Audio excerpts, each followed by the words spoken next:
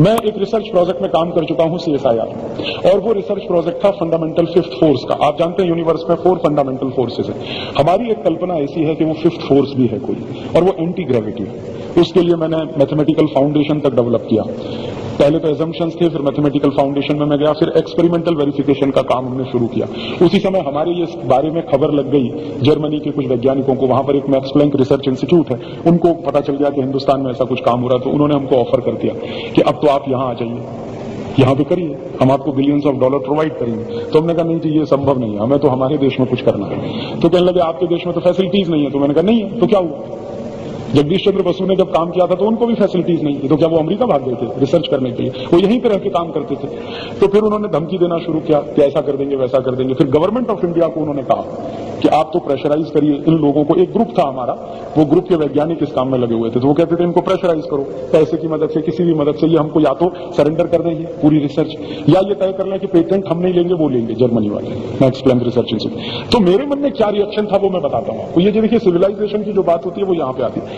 मेरे मन में रिएक्शन ये आया कि अगर मैं, 2 रास्ते थे मेरे सामने। एक रास्ता ये था कि मैं सरेंडर कर दूं मेरी रिसर्च को, कुछ पैसा मुझे मिल जाए, मैं करोड़पति हो जाऊं, मजे का जीवन बिताऊं, या जर्मनी चला जाऊं। एक और रास्ता था कि मैं उनसे झगड़ा करूं और कहूं कि सवाल ही नहीं उठता, ये मेरा है, मैं रखूंगा, तुमको इंटरनेशनल कोर्ट में जाना है वहां चले जाओ, विपो में जाना है वहां चले जाओ, मैं तुमको फाइट करूंगा, ऐसा करूंगा, वैसा करूंगा। तीसरा और आखिरी रास्ता था जो हमको बहुत पसंद आता है,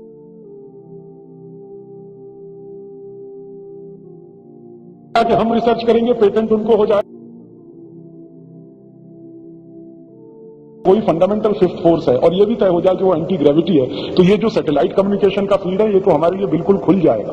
बहुत अपार संभावना है इसमें हो जाए, और हम बहुत कम पैसे में दुनिया के मास्टर हो सकते हैं अगर ये हमें तय हो जाए।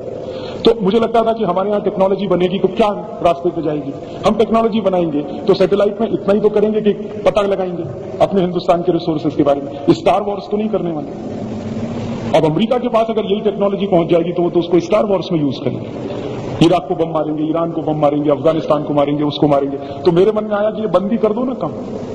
हमारी गवर्नमेंट का कोई भरोसा नहीं है, कब वो जर्मन के सामने सरेंडर कर देंगे और कहेंगे तो अच्छा चलो इतने $1 बिलियन मिलता है तो चलो ले लो।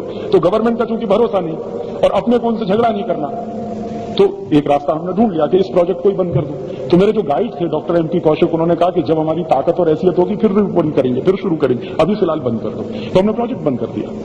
तो ये कॉन्सेप्ट की बात है। अब मेरे दिमाग में जब भी उस बात को लेके विचार आते थे, आज भी आते हैं या पहले भी आते थे, तो मैं यही सोचता था कि मेरे इस रिसर्च का काम अगर मैं कोई इस्तेमाल करूंगा, कोई टेक्नोलॉजी के फील्ड में जाऊंगा, तो मुझे तो सैटेलाइट के फील्ड में हिंदुस्तान को कुछ आगे ले जाने की बात, सेल्फ सफिशिएंसी की बात दिखती थी। उनको क्या दिखता है कि इसको हम यूज करके दुनिया के ऊपर राज करेंगे, स्टार वॉर्स के मास्टर हो जाएंगे, हम मिसाइल्स को ऐसे डिजाइन करेंगे, वैसे डिजाइन करेंगे, ये सब उसमें जाता है।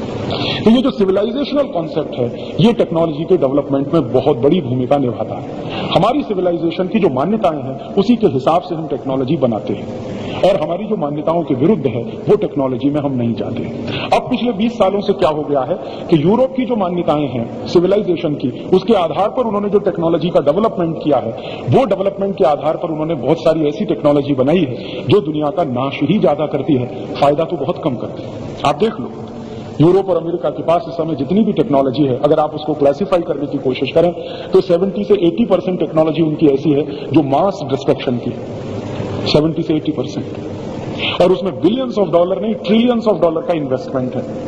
और हमने जो टेक्नोलॉजी बनाई है पिछले 50 साल में या 55 साल में, अब आपको एक चीज और बता दूं, टेक्नोलॉजी अच्छी या बुरी नहीं होती, कभी भी अच्छी बुरी टेक्नोलॉजी नहीं होती। ये चाकू है ना, नाइफ है, ये अच्छा और बुरा कुछ नहीं होता, यूज करने वाले के हाथ में है कि आप उसका क्या इस्तेमाल करें। आप चाकू से किसी की जेब काट सकते हैं, किसी का पेट फाड़ सकते हैं, और उस चाकू से केला काट सकते हैं, पोटैटो काट सकते हैं, सब्जी बना के खा सकते हैं। चाकू एक टेक्नोलॉजी है ना।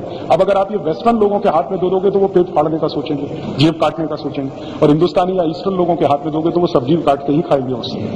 वो किसी की गर्दन काटने का भी नहीं सोच सकते कि ये चाकू गर्दन भी काट सकते। और अगर आ गया है घर में ना तो बड़े संभाल के रखेंगे उसको। देखते हैं ना छोटे घर में बच्चे हों, चाकू भी रखा हो तो क्या करेंगे, बच्चे को कहेंगे लो काटो अपनी उंगली पेट, अरे नहीं छूना नहीं छूना नहीं छूना नहीं। ये कॉन्सेप्ट है, माने इससे कुछ नुकसान नहीं कर लेना तुम अपने, माने हमें मालूम है कि वो टेक्नोलॉजी से नुकसान भी होगा फायदा भी होगा, इसलिए ये डिबेट नहीं करना चाहिए कि टेक्नोलॉजी अच्छी है या खराब है। स्टार वॉर्स की टेक्नोलॉजी अच्छी है या खराब है, उनके लिए बहुत अच्छी हो सकती है, मेरे लिए खराब है।